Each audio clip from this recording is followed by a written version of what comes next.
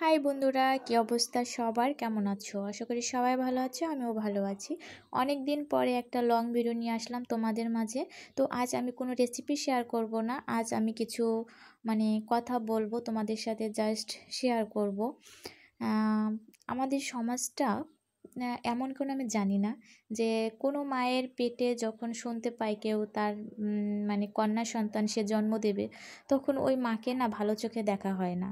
আর যদি একটা কালো মেয়ে কেউ জন্ম দেয়, তাহলে তো ওই মা এবং মেয়ে মনে হয় যেন সমাজের চোখে বোঝা হয়ে থাকে, কেউ ভালো চোখে দেখে না। কেন দেখে না আমি জানি না, মানুষের দৃষ্টিকোণ এত নিচু কেন?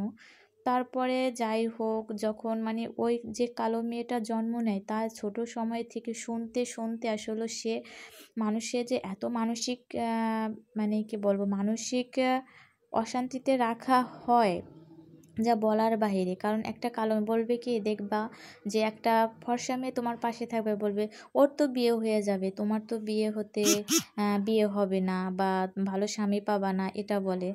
কারণ উঠতে বসতে সে কালো বলে তাকে সবসময় কথা শোনাবে পাড়া প্রতিবেশী, সমাজ, মা বাবা সবাই কথা শোনে, আত্মীয় স্বজন।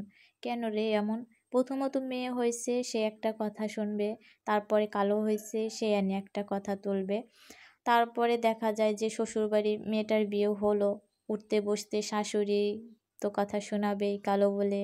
একটা সময় জামাইও শোনায় যে তুমি আরেকটু ফর্সা হতে পারতা না, এরকম কথা শোনায়। তারপর তো শ্বশুরবাড়ির লোকজন আসে যে হ্যাঁ, এমন একটা কালো মেয়ে বিয়ে করলি কেন, কি কারণে, কি আর কি মেয়ে দেখিস না, এসব কথা। তারপর যখন ওই মেয়েটা আবার বাচ্চা জন্ম দেবে, তখন বলবে যাই হোক না হোক, তোমার মতো কালো হোক, কালো যেন না হয়, এসব কথা।